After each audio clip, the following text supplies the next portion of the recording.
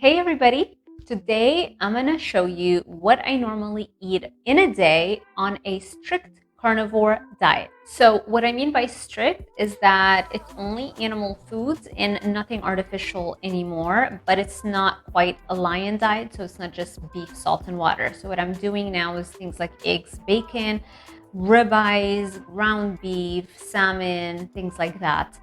The biggest change since I think I filmed this last time is that I'm not doing artificial sweeteners. And I'm not doing protein bars and protein shakes.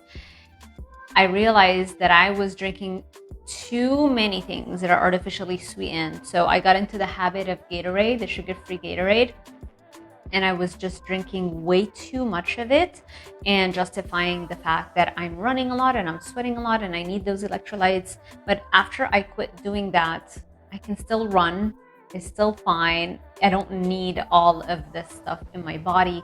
And it's just the idea of putting all of this junk in my body. It doesn't really sit very well with me. So cut those out. No more protein bars and no more protein shakes, because I mean, the protein shakes that I was having, the Premier Pro, they taste delicious, right? And that can't be very helpful in terms of cravings, because if you keep that taste in your mouth, your brain and your taste buds remember what insanely hyper palatable food tastes like, and you're not going to enjoy the steak or the real animal-based foods. You're not going to enjoy them to the same degree. So those are out. Also, I was waking up in the morning and I was having peppermint tea with some sweetener, artificial sweetener in it. And I realized also that's probably not the best thing to do.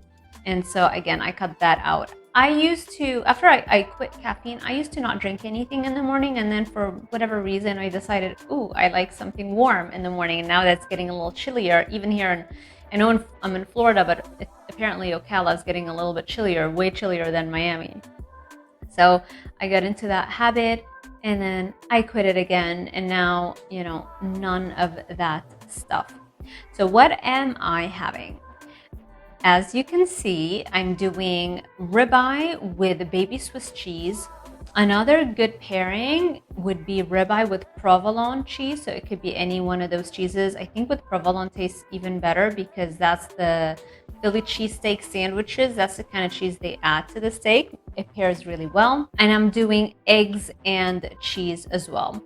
And if you look at the breakdown, it ends up being 70% of my calories is coming from fat and 30% coming from protein. Other regular foods that I'm having is a dish of sliced ribeye with a side of eggs scrambled with cheese that's melted within it like baby Swiss cheese. And that pairing is the most delicious thing that you can have. So I filmed on December 12th the food that I ate, and I also tracked my blood sugars and my blood ketone levels, the beta hydroxybutyrate ketone bodies, and here are the results. So on December 12th, fasting blood glucose level was 79 milligrams per deciliter, and you can see from the other video that I filmed last time that my fasting blood sugar was even lower. It was 76. I'm very close, I guess, 76, 79. That's pretty low. And that's really good. I'm happy with that. And then you can see after 1 hour of the ribeye and cheese meal, I tested my blood sugar and it was 94 milligrams per deciliter. And after 2 hours of that meal, it dropped down to 81 milligrams per deciliter. So that's very close to my fasting blood sugar. And then for the second meal of the day and last meal of the day, 1 hour after consuming the eggs and cheese, my blood glucose was 83 milligrams per deciliter. And then 2 hours after, it went even lower to 76 milligrams per deciliter. And then I stayed up, I worked late that night. And so right before I went to sleep, it was at 11:20 p.m. My blood glucose was 75 milligrams per deciliter. So you can see that it's pretty steady. The only spike was 1 hour after I had the beef and the cheese meal, which was the first meal of the day. Now, what's really interesting is that I was in ketosis albeit mild ketosis all day long, even after the meals. So again, fasting blood ketone levels, I woke up and I tested it first thing in the morning and it was 0.6 millimolar per liter. And then 1 hour after eating the ribeye and cheese meal and meal number 1, it was 0.3 millimolar per liter. So the generally accepted lower cutoff for ketosis is 0.5 millimolars. However, if you read the book by doctors Jeff Volek and Stephen Finney, they do mention that 0.3 millimolar per liter is actually a mild form of ketosis, and that's still good.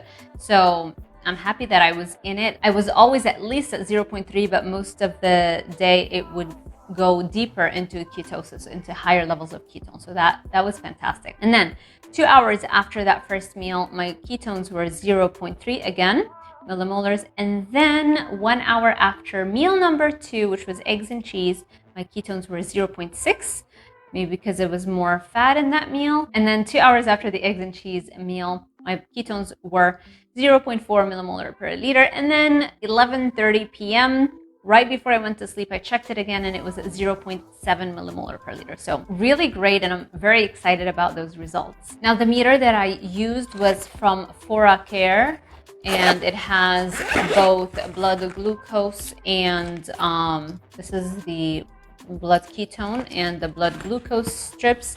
And let me show you actually. And this is the meter. And I do have a code, so I'll make sure that I link it below and probably put the code on the screen here as well. This is the lancing device and a bunch of lancets in here. The really cool thing about this device is that you can also measure urea, I believe, and not urea, uric acid and cholesterol, which is super cool. I don't have the test strips. I haven't tried those yet, but I have tried the glucose and the ketones. Really great tool and very consistent. So, and very accurate as well. So, yeah, that is what I eat in a day on a strict carnivore diet. Are you following a carnivore diet? If so, I want to hear about it. Tell me about your journey. What has it done for you? Why did you start? All the good stuff. I feel like a lot of other carnivores love to read the comments and they'll respond and they'll help each other out. And just knowing about all these success stories, I think, is a great thing to kind of document it for the world to see. And hopefully more and more people will understand the importance of following our species specific diet. Thank you so much for watching this video. If you like this kind of content, make sure you give it a thumbs up, subscribe, and hit that little notification bell icon so YouTube alerts you every time I post a new video. Thank you all for watching, and I will see you in the next one. And happy holidays if I don't see you by then, although I'm pretty sure I'll be publishing a bunch of stuff before then.